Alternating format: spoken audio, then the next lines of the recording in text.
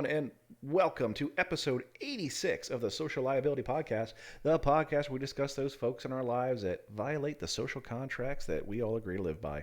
I am your host, the Raspberries, with my co-host, the Buck Grundle, bringing you new and interesting stories from the far reaches of the internet. And I called you Buck Grundle. That's not your name. What are we calling you again? Buck Rowdy. Buck Rowdy. You no longer want to be referred to as a taint, so. I, I think that's a reasonable enough request. I mean, whatever. Call me what you want to, but I would prefer to be Buck Rowdy. But in fairness, I have been doing that now for 85 weeks. Yeah, there's totally some leeway, man. Like, I expect there to be an adjustment learning curve. Yeah, because for 85 weeks, I did, probably for the first 20 weeks, I had a variation of the intro, but then it started flowing really well. So we have the same intro week after week, and I just didn't even think about it till just now. But Buck, we're going to try last week, if you watched us live or watched our Facebook feed, you saw that we said, we're going to try this shorter version.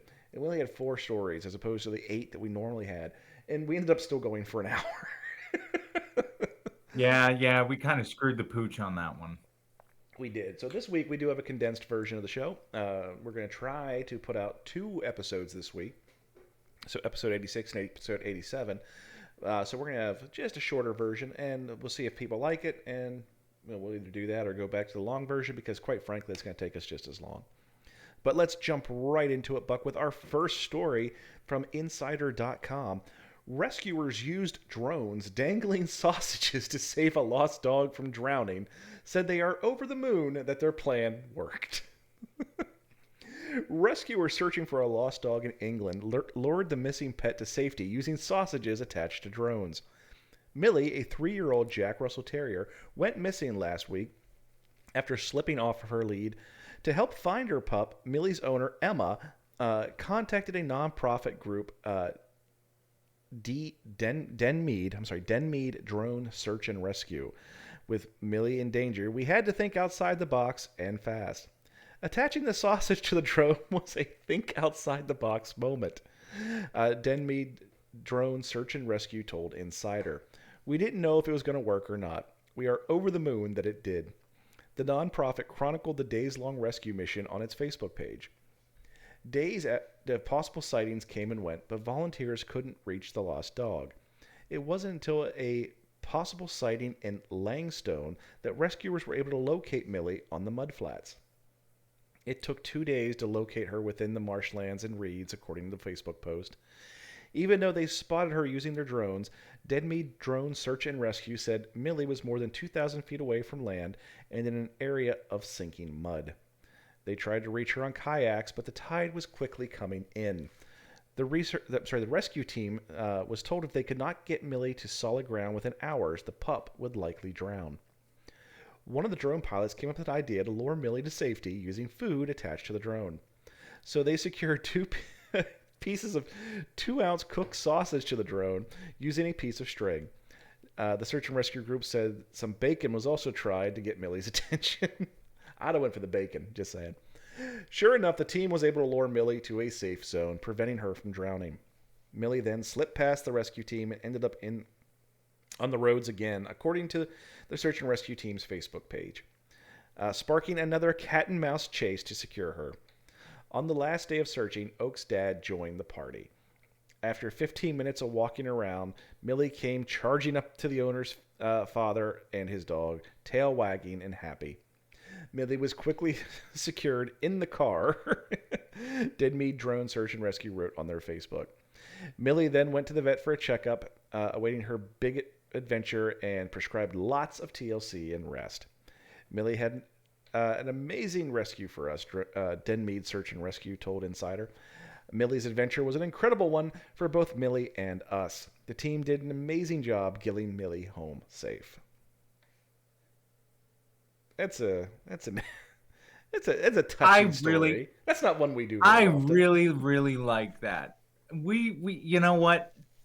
That I really like that. That makes me so happy. It really does, man. And you know what? People that was a brilliant freaking idea. Attaching food to a drone. People think it might be silly, and quite frankly, in the heat of the moment, it might have seemed that way. But at least they had the balls to try it. Bravo, guys, bravo. So there's really no liability here, in my opinion. It's funny. It's funny because you see the headline of, just I want to see the drone going, dragging the sausage behind it, the dog just chasing behind it. Yeah. I mean, like, I don't think that they could make a movie out of this, but definitely like a 15 or 20-minute vignette. Like, I could see this going on Reel. Like, you throw in a couple of explosions, get Johnny Depp's name in the credit reel somewhere, and people, I mean, like, this thing would take off. I mean, well, in all reality, this might be a very good chance for them to make something to garner donations for the search and rescue group, which is always a worthwhile cause.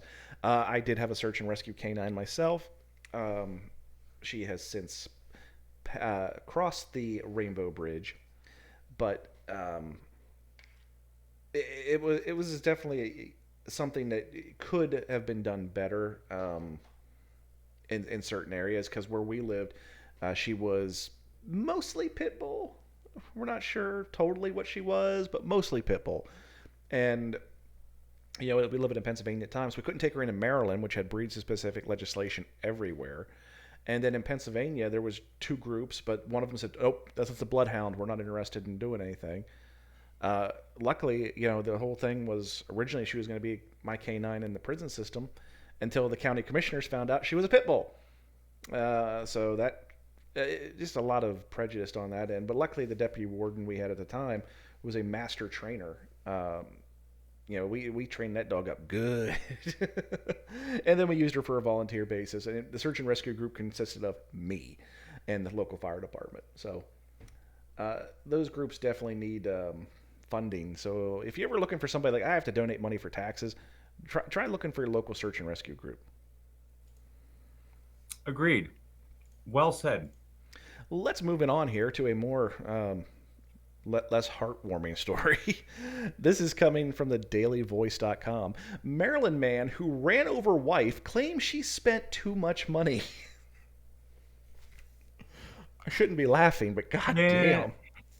Yeah, I'd have to say that this is a little bit more in our wheelhouse, Raz. Let's see what we got here under the cover. So this guy has a very, very Asian name, and I'm having a hard time figuring this out. Alka Himanashu Tana. So we're going to call him Alka from now on. Okay, just getting that out of the way. Alka, 59, of Silver Springs, left the Capital One Bank on New Hampshire Avenue in Colesville around noon on January 14th, according to Montgomery County Police. As she tried to cross the parking lot, a white Lexus SUV driven by her husband, 59-year-old Tana, accelerated and struck her several times with his car. Alka died at the scene, and her husband was arrested and charged with first-degree murder.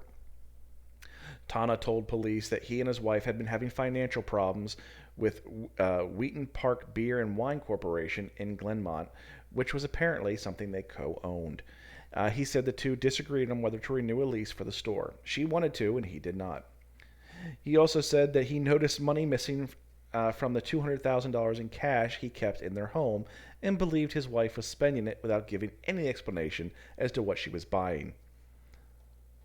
So I figured I'd just wait for her in the parking lot and run her ass over.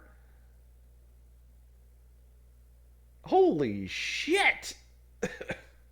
Did you notice it says he hit her several times? He didn't just like boom. No, he circled around or backed up or something.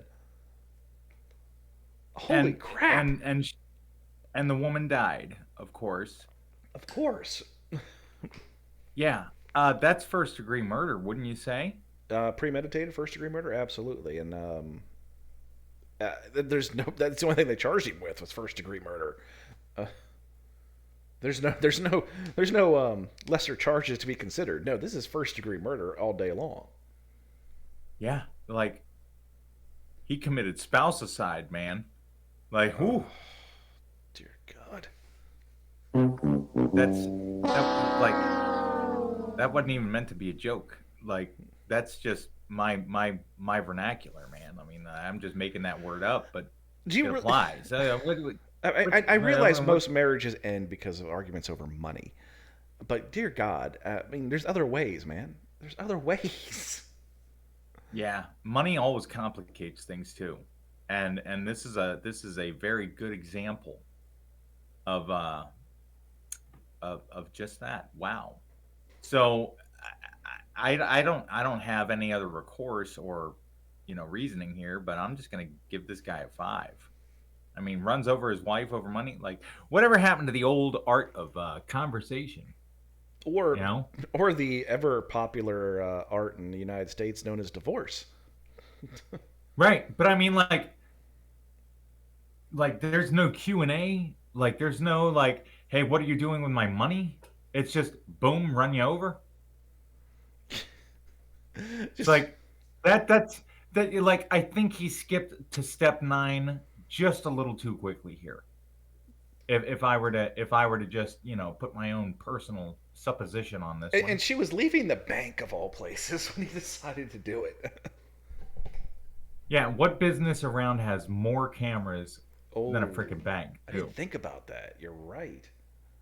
Actually, Yeah, like this I can tell dude. you the place that has the most cameras. Like, what business has the most cameras? Would you care to guess? Because I I have know the answer. well, I mean, I was assuming that it would have been a bank, but go ahead and tell me. Hospitals. Oh, yeah, they record everything. Yeah. When I But worked for a company that did security and and had cameras. I've worked in law enforcement. You'd think prisons have a lot of cameras. They really don't. They really don't. And every time I've seen different security systems, it's always hospitals that have like the incredible amount of cameras just for liability purposes. oh, wait, what about a Las Vegas casino? Okay, that might top us. That could top us. I was about no, well, I mean, like they make TV shows about the freaking security systems and those things. But either way, we're going way down the rabbit hole, man. But back to Ulka here, you know, No, Olka was the victim. goes off and just Tana was the. oh yeah, No, wait a minute. Yeah, wait a minute. Which one? it doesn't even matter. I don't know. There's husband and wife. Yeah, Back let's. to husband and wife here. Let's we tried to be politically like sensitive and we've failed abysmally. So let's just call them. Let's really just make it generic, husband and wife. You know, It's but funny no. because as the article I was reading from was on Daily Voice, and it says click here to see NBC4 for the full story. It is verbatim the same story with the exception of one line at the end. This says Harriet Combs was inside the bank and heard a loud bang. Quote, one of the bank employees called 911 and tried to describe what happened, she said. That is the only addition to the full story. Wow. Well then, either way, like I said, dickhead here gets a 5. Fuck him and the horse he rode in on. Yeah, I hope he gets court mandated anger management classes. Dickhead gets a 5.